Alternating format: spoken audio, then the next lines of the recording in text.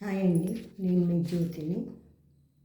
మీకు ఈరోజు కొన్ని చిట్కాలు, ఆరోగ్యపరమైన చిట్కాలని, కొన్ని మామూలు శుభ్రం చేసుకోవటానికి వంటింట్లో విషయాల గురించి చెప్దామనుకుంటున్నానండి.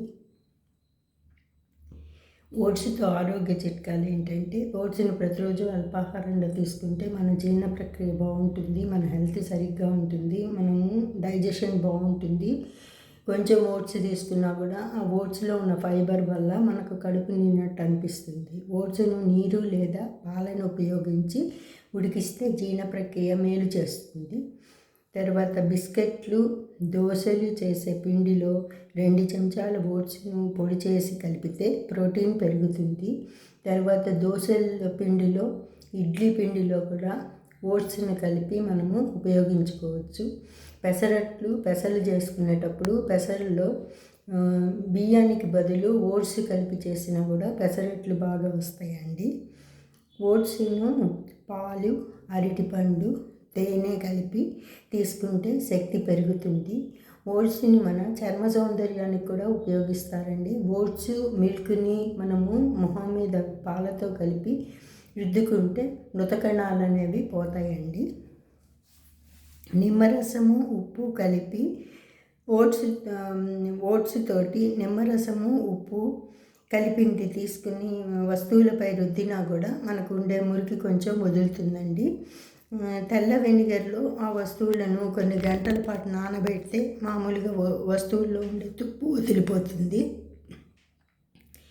మనకి తెల్ల వెనిగర్ అనేది వస్తువులను కొన్ని గంటలు నానబెడితే స్టీల్ వస్తువులకు కానీ ఏమన్నా తుప్పు మార్కలు పడ్డాయి అనుకోండి, అవన్నీ పోతాయి అన్నమాట. బేకింగ్ సోడా పేస్ట్తో చేసి టూత్ పేస్ట్ తోటి బేకింగ్ సోడాని కలిపి పేస్ట్ని తీసుకొని తర్వాత విమ్ డ్రాప్ను కలిపి వాటిని బాగా ఉడకబెట్టి బాయిల్ చేసిన వాటల్లో గోల్డ్ కానీ మనము నానబెట్టి కడుక్కున్నామంటే కూడా బాగా వస్తాయండి. బేకింగ్ సోడా వేయాలన్నమాట. తర్వాత ఓట్స్లో ఐరన్ కూడా ఉంటుందండి. మనకి ఐరన్ తక్కువైన వాళ్ళకి ఓట్స్ని ఉపయోగించవచ్చండి. ఓట్స్ని ఐరన్ తక్కువైనప్పుడు ఉపయోగించవచ్చు. వంట సోడా అనేది బేకింగ్ సోడా ఉంది కదండి, బేకింగ్ సోడా కూడా మనము వంటింట్లో క్లీన్ చేసుకోవటానికి ఆకుకూరలు కానీ కాయగూరలు కానీ వాటిని మనము నానబెట్టి 15 నిమిషాలు నానిన తర్వాత వాటిని శుభ్రం చేసుకున్నామంటే ఇంతకుముందు ఉండే వాటి మీద ఉండే జర్మ్స్ అవన్నీ పోతాయండి. మనకి హెల్త్ పరంగా కూడా చాలా మంచిది. ఓట్స్ తర్వాత మనము లైట్గా తీసుకోవాల్సినవి ఏంటంటే, నైట్స్ మనము టిఫిన్లలో లైట్గా అరిగే టిఫిన్లు తీసుకోవాలండి. ఒక ఏజ్ దాటిన తర్వాత మనకు జీర్ణ వ్యవస్థ అనేది దాని పనితీరుని తగ్గిస్తుంది కాబట్టి ఇప్పుడు నడి వయసు వచ్చిన వాళ్ళు కూడా లైట్గా నైట్స్ లైట్ తీసుకుంటున్నారండి. లైట్ అయిన ఆహార పదార్థాలు అంటే భోజనాల్లో టిఫిన్స్కే ప్రిఫరెన్స్ ఎక్కువ ఇస్తున్నారు. అది మంచి పద్ధతి. దానివల్ల మన ఆరోగ్యం అనేది బాగుంటుందండి. మనము రోజుకు మంచినీళ్ళు 8 గ్లాసెస్ తీసుకోవాలి. మంచినీళ్ళు ఎక్కువ తీసుకునే కొద్దీ మన ఆహారము మన లోపల జీర్ణ ప్రక్రియని బాగు చేస్తాయి. వాటర్ అనేది మనకు ఇండైజెషన్ లేకుండా చేస్తాయండి. మనలో డీహైడ్రేషన్ కాకుండా చేసేది వాటరేనండి. వాటర్ని మనము ఆహారాలతో సమానంగా తీసుకోవడానికి ప్రయత్నించాలి. వాటర్ ఎక్కువ తీసుకున్నామంటే మనకి హెల్త్ ప్రాబ్లమ్స్ అనేవి ఇష్యూస్ కూడా తగ్గుతాయండి. మన హెల్త్ కూడా చాలా బాగుంటుంది.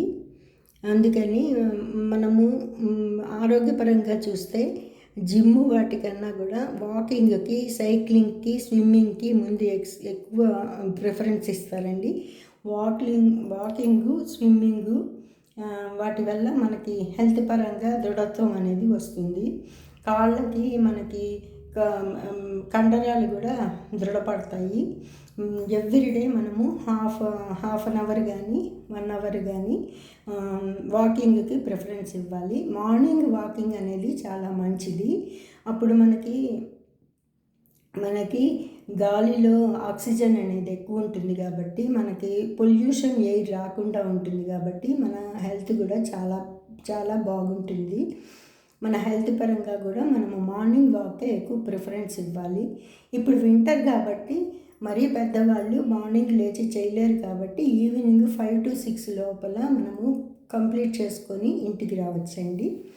మనము మన జీవన విధానము మన హెల్త్ పరంగా కూడా మనము మన గుడ్ హెల్త్ హ్యాబిట్స్ని బట్టి కూడా మన ఆరోగ్యం అనేది మన చేతుల్లోనే ఉంటుందండి. సగం పాలు మనం బాగా చూసుకున్నామంటే మనము డాక్టర్లను కన్సల్టేషన్ అనేది తగ్గుతుంది. అందుకని మన హెల్త్ పరంగా హెల్త్ బెనిఫిట్స్ని దృష్టిలో పెట్టుకొని మనం మన జీర్ణ ప్రక్రియను ఇంప్రూవ్ చేసుకుంటూ హెల్త్ని బాగా చూసుకోవడానికి ప్రయత్నించాలి. మనము తీసుకునే ఆహారంలో ప్రోటీన్, న్యూట్రిషన్స్ వాల్యూస్ ఎక్కువ ఉండేవి తీసుకోవాలండి. కార్బోహైడ్రేట్స్ రైస్లో ఎక్కువ ఉంటాయి కాబట్టి రైస్ని మనము కొంచెం తగ్గించి రైస్ని బేస్ చేసుకోకుండా మిగిలిన వాటిలో ఓట్స్, ఇప్పుడు మళ్ళీ వేరే వస్తున్నాయండి, కొర్రలు, నవధాన్యాలు వస్తున్నాయి కదా, కొర్రలు, మిల్లెట్స్ని తీసుకుంటే మంచిదండి. మిల్లెట్స్ దోశలు అట్లా అన్ని రకాలు కలిపిన పప్పులు నానబెట్టుకొని వాటిని మనం చేసుకున్నామంటే అడ అంటారండి దాన్ని. పచ్చెనగపప్పు, కందిపప్పు, మినపప్పు వాటిని యాడ్ చేసుకొని అడ తయారు చేస్తారు. అది హెల్త్కి మంచిది, న్యూట్రిషన్స్ మంచిగా ఉంటాయి, దానిలో ప్రోటీన్స్ బాగుంటాయి, మనకి హెల్త్ పరంగా కూడా చాలా మంచిదండి. మీకు తెలియదని కాదండి, మీకు గుర్తు చేయడం కోసం నేను మాట్లాడుతున్నాను. మా అందరికీ అన్ని విషయాలు తెలుసు, కాకపోతే నా నా తరఫున తాపత్రయం మనందరం మన యూట్యూబ్ ఫ్యామిలీ మనందరి బాగుండాలి అనే విషయం వచ్చి అందుకని మీకు నేను చిన్న సలహా ఇచ్చానండి. మీరు మరోలా అనుకోవద్దు. నా యూట్యూబ్ ఫ్యామిలీ కూడా నా ఫ్యామిలీతోటే నాకు ముఖ్యం కాబట్టి మీకు కూడా నాకు తోచిన సలహాలు, నాకు తెలిసినవి మీకు చెప్పాలని తాపత్రయపడుతున్నానండి. అందుకని మీకు హెల్త్ పరంగా మీకు తెలిసినా కూడా నేను ఇంకొకసారి గుర్తు చేయడానికి ప్రయత్నిస్తున్నాను. మరోలా అనుకోవద్దండి, మీకు తెలియదని కాదు, మీకు తెలుసు. మనము వాకింగ్ తర్వాత మెడిటేషన్కి చాలా ఇంపార్టెంట్ ఇవ్వాలండి. మనము మనసు ప్రశాంతంగా పెట్టుకుంటే మన ఆరోగ్యం కూడా మన చేతిలో ఉంటుంది. మనం ఫిజికల్గా ఎంత జాగ్రత్తగా ఉంటామో మెంటల్గా కూడా మనము మెడిటేషన్ పరంగా కూడా మన హెల్త్ని మనం కంట్రోల్లో పెట్టుకోగలము.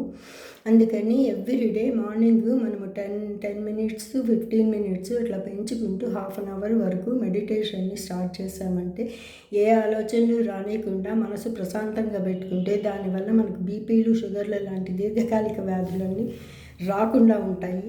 మన హెల్త్ని మనం జాగ్రత్తగా చూసుకోవాలి. అలాంటప్పుడు ప్రశాంతంగా ఉండి ఏ ఆలోచనలు రానియకుండా మార్నింగ్ 5 to 6, 4 to 5 అలాగ కూర్చుని కాసేపు ప్రశాంతంగా మనలో మనల్ని చూసుకోవాలండి. అది మెడిటేషన్ చేసుకుంటే అంతకన్నా మించిన ఆరోగ్యం ఇంకొకటి లేదండి. ఇవన్నీ టిప్స్ మీకు చెప్తున్నాను, మీరు కూడా ఫాలో అవుతారండి. థ్యాంక్స్ అండి.